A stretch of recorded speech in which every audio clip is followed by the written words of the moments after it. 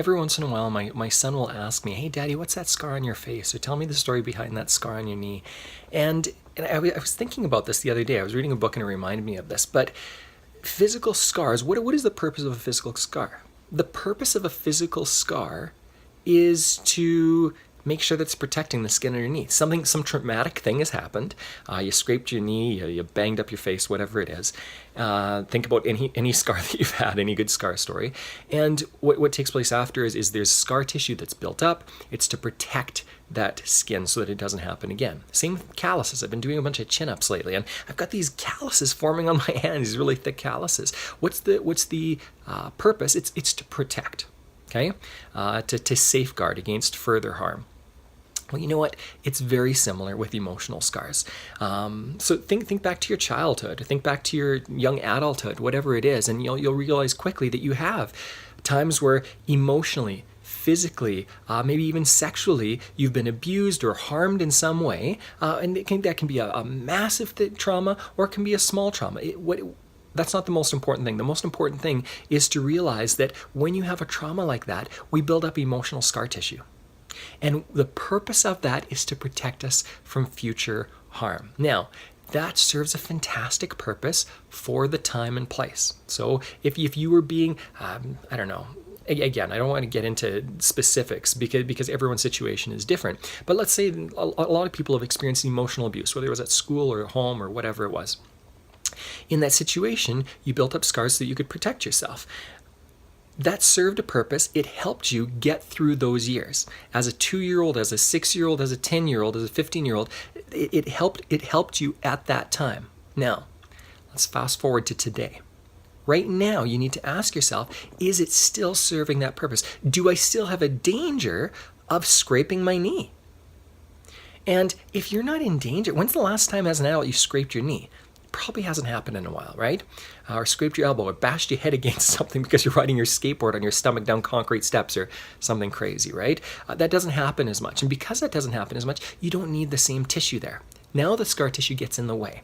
Now the calluses get in the way, okay? Because you're living a different life. In the same way, emotional scars, you've got to ask yourself, is it still serving the same purpose? Me being afraid of confrontation, me and avoiding any potential conflict with people. Is it still serving the purpose? Am I getting what I want out of life with the fears that I have? We have a very primitive brain. There's a part of it called our limbic system, our emotional brain, our subconscious mind. And this part of your brain is really, really basic. It's really it's an old part of our brain, okay? And because of that, it makes really quick connections with situations surrounding a trauma. And again, it can be a scrape on the knee or it can be a major trauma. But when this happens, our brain makes the connection of stay away from this. We need to be careful with this. We need to stay safe. If that's not helping you anymore, if you're being prevented from doing things because of fear, you need to rethink your life and go, wait a second, this isn't serving the purpose it once served. It was good at a previous time. Now it's not good anymore. This primitive part of our brain makes associations. Again, its purpose is to protect us. It makes sometimes crazy associations. So what it'll do is it'll look at the situation where something happened to us emotionally, and it'll go, we've got to be careful about everything in this situation. Really quick example. Have you ever had a favorite food? Maybe you love lasagna, and then one time you got sick with the flu around the time that you were eating lasagna that night, and you threw up, you vomited. And for the next little while, you really struggled with eating lasagna. Like it was kind of, even though it's your favorite food usually, you had this kind of adverse reaction to it. Well, that's because that part of your brain's protecting you. Another example, I once had a client early on when I was practicing psychology where the client was terrified of public washrooms because something traumatic had happened early on in junior high in a public washroom. Well, that puts a huge damper. That part of our brain goes, this happened in a public washroom, so we need to be careful with public washrooms. Well, listen, here's the problem with this part of our brain, is it does protect us, and for a time it can do really well, again, especially in childhood. But as an adult, you need to realize, wait a second, is this still serving a purpose? Is lasagna really dangerous for me? Well, no, it's not if it's done properly, if it's not sitting out for 3 weeks. And this is the same thing with public washrooms. Public washrooms are not dangerous in and of themselves. And the more you realize that, the quicker you realize that, the more you can take action on it. So the first part of this is understanding what is it that I'm afraid of, and what do I need to do about it, okay? That first part is not the most important part. Understanding all of what's going on is not the most important part. It is a little bit important, okay? But raising your awareness is only part of it. The thing that's going to take you through fear, that's going to change your fears mostly, is taking the leap. Doing something that you know logically is safe, even if your emotions go, I'm terrified right now. So what I'd suggest you do is push yourself and pull yourself through fear.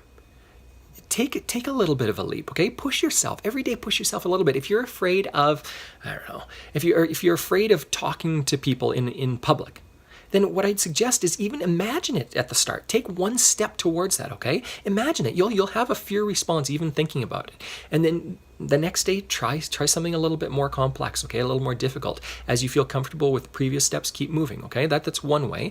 Or you can just take a big leap, okay? Go out and speak publicly a number of times. You'll be terrified, and you'll get over it fairly quickly, all right? The next thing that you need to do is pull yourself through fear. So fear is a powerful short-term motivator. It's a terrible long-term motivator. And what you can do to motivate yourself to do things that you know are helpful for you. So for example, having a conversation with people, even if you think they might be angry, is start imagining. Your imagination is so powerful in this way. You can start imagining how the situation is when you are communicating well. Because when you are doing that, what you'll find is, wait a second, I feel great, that this is what I want. It's meeting my desires. I'm happier. I've got better relationships. And then you can start practicing it in small ways, okay?